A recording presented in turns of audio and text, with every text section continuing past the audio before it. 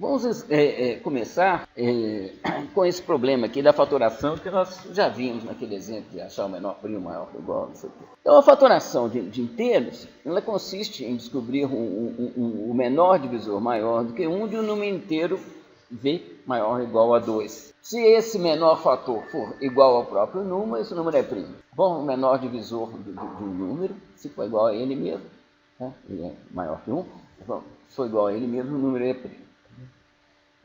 Esse é um problema importantíssimo economicamente, certo? Enquanto mexer com números primos era um deleite de matemáticos durante muitos e muitos séculos, né? De uns 20 anos para cá, a aplicação prática disso daí tornou-se de importância sem tamanho. Certo? Todo o comércio eletrônico depende exatamente da dificuldade de se fatorar números. Bom, estamos falando aqui de números grandes, tá bom? Uma chave criptográfica, ela tem 1024 bits, 2048 bits, bom, lembrando daquela regra, tá bom? 1024 bits dividido por 3 dá mais ou menos 300 algarismos decimais. Você tem um número com 300 algarismos, vocês imaginam o que é isso? Né? Dá uma página inteira o número escrito, tá bom? Com 2048, então é o dobro desse tamanho. Então, fatorar números desse tamanho é uma dificuldade muito grande. E nós vamos ver aqui, vamos ter uma pequena ideia de como que isso é feito. Bom, nós já conhecemos uma função para isso, que é essa menor fator. Bom, vocês talvez se lembrem dela. Tá bom? Essa função recebe um valor, V, e devolve um divisor, que é o menor divisor maior ou igual a 2 de V. Então, como é que ele faz isso? Testando. Tá bom? Ele começa de 2 e vai testando para ver se o resto da divisão de V por D é igual a 0. Se for diferente de 0, ele faz o D avançar. Se for igual a 0, o loop para e pronto, o valor que está em D é o que a gente estava procurando. Vamos rodar esse sistema aqui. Aqui, gente, está um programinha que usa essa função menor fator. Tá bom?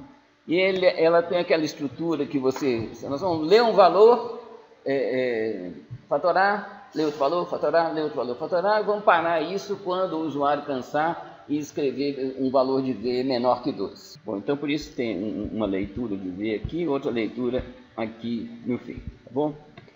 A função menor fator, ela é chamada aqui. E ela está cercada, gente, por uma chamada de uma função que é chamada timer e por outra chamada dela aqui. Essa função timer é uma função que o Scilab oferece, ela é igual a um cronômetro. A primeira vez que você chama, você dispara o cronômetro. Bom, a segunda vez você lê o cronômetro. Bom, então aqui eu estou exatamente medindo quanto tempo que está sendo gasto para essa função menor fator aqui. E vamos rodar isso aqui então. Ó, vamos rodar aqui, gente, com V igual a 20. Bom, então demorou 0 segundos. Bom, 20 é divisível por 2. Essa função timer não é muito precisa, não. Vamos ver. Então agora vamos testar aqui, gente, com esse valor aqui, ó.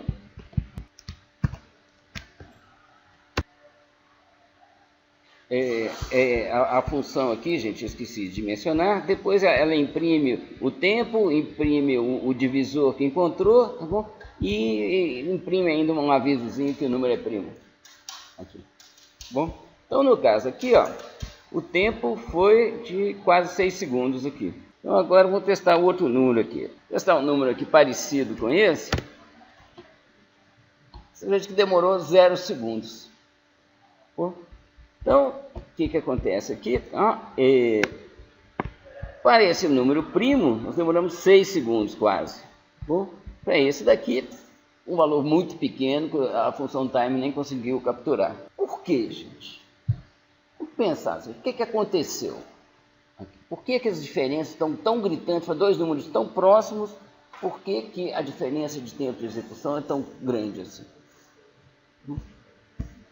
É só a gente olhar outra vez aqui o código da função menor fator. Bom, o que acontece aqui, gente? Ela, essencialmente, qual que é o trabalho dela? Bom, é executar esse loop aqui. Certo? Cada passagem nesse loop, ela calcula, usa a função módulo. E para no primeiro divisor. Aquele que foi rapidinho, o primeiro divisor era 3. Então, passou quantas vezes aqui por esse loop? 3 vezes. 2 vezes. Por 2 e por 3. Para o outro número, que era primo, passou 131.101 vezes. É óbvio. Certo? Ou seja, quando o número é primo, certo? A gente vai demorar mais. Quanto maior for o primeiro divisor, mais tempo você vai demorar. Então, a primeira observação aqui é o seguinte. O tempo de execução depende da entrada. Tá bom? Nós vimos aqui que depende bastante. Tá? E, no caso aqui, certo? O número primo é o pior caso. Bom, a gente pode falar do melhor caso. O melhor caso é o quê? O número é divisível por 2. O número par. Bom, e podemos falar do pior caso aqui. O pior caso é quando o número é primo, que a gente vai ter que testar todos até chegar nele. Repare aqui, gente. Olha aqui. Rodei 3 vezes esse exemplo, tá bom? Mesmo número. Aqui, o tempo deu esse daqui. Nesse outro, deu aqui, ligeiramente diferente. E nesse outro aqui, também ligeiramente diferente. O mesmo programa, o mesmo computador, a mesma entrada. Bom, o que está havendo aqui? É o seguinte, a gente não consegue ser muito preciso sobre tempos de execução de um computador, de um programa. Bom, o programa ele executa aqui num ambiente complicado. Você tem vários sistemas rodando aqui, que atualiza relógio, que atualiza não sei o quê, que salva coisa no disco. Tem um monte de interferências aqui, esse programa não está executando sozinho. Lembra que eu disse que o sistema operacional divide o tempo do processador entre os diversos programas que estão em execução? Então, o que acontece é que o ambiente no qual ele se encontra sofre interferências, então tem ligeiras variações com isso daí. Bom, então, duas coisas. Então, a primeira coisa, o tempo varia muito com a entrada, certo? E pode variar com o ambiente. Agora, vamos ver aqui, esse programa, o que a gente pode dizer? Então, eu estou querendo agora aqui eliminar, certo, o fator potência do computador. Bom, para eu conseguir dizer algo de útil sobre a complexidade do algoritmo, sobre a eficiência do algoritmo. Bom, aqui, gente, o maisinho aqui, tá bom? As cruzinhas aqui são o tempo de um computador mais lento que esse outro com X aqui, tá bom? E aqui, ó, eu só peguei os tempos para números primos. Tá bom? Para ser o pior caso, que a gente está preocupado com o pior caso aqui. Bom, então, o que acontece? Um é mais rápido que o outro? Mas eles têm uma coisa em comum que é evidente, né? Que salta aos olhos. Bom, o tempo cresce linearmente com o tamanho do número primo. Com o tamanho do número primo, com o valor do número primo. O tamanho eu vou entregar agora para outra coisa. Bom, então cresce linearmente. E só a gente lembrar daquele loop. Ele vai rodar aquele loop tantas vezes quanto for o valor do número primo. Então, é isso que a gente pode dizer. Esse algoritmo de fatoração aqui, o tempo dele cresce linearmente com o valor do número primo, no pior caso. O pior caso são os números primos e, para o pior caso, cresce linearmente com o valor desses números. Agora, a gente não mede complexidade com uma coisa que a gente usa sempre N. Certo? N para dizer qual é o tamanho da entrada.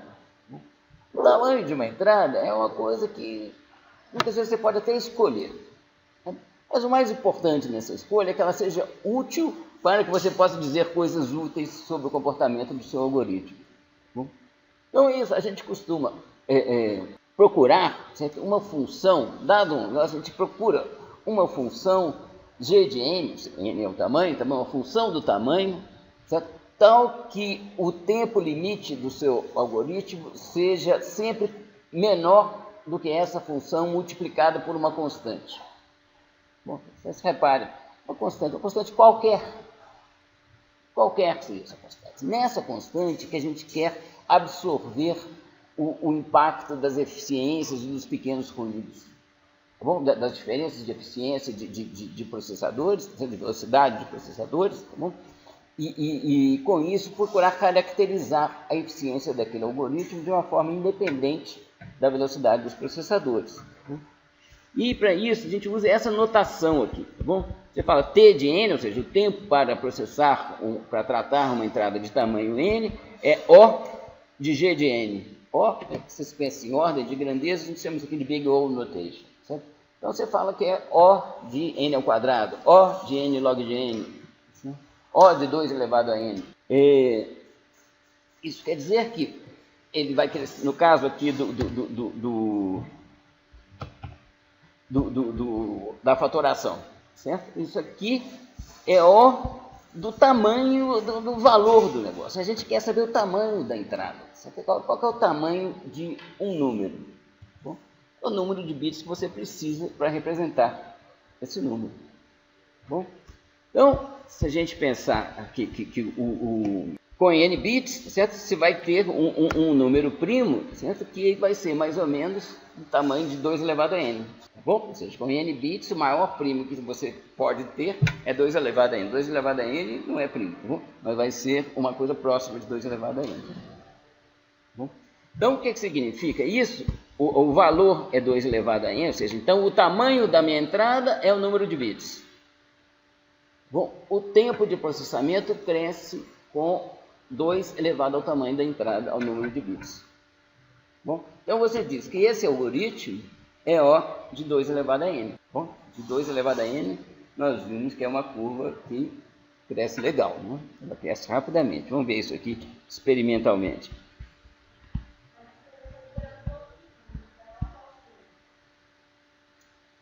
Só os primos, eu estou considerando aqui, só os primos. Para os outros, a complexidade pode ser muito menor. Tá bom? Qualquer números pares. Para todos os pares, é O de 1 que a gente fala quando é constante.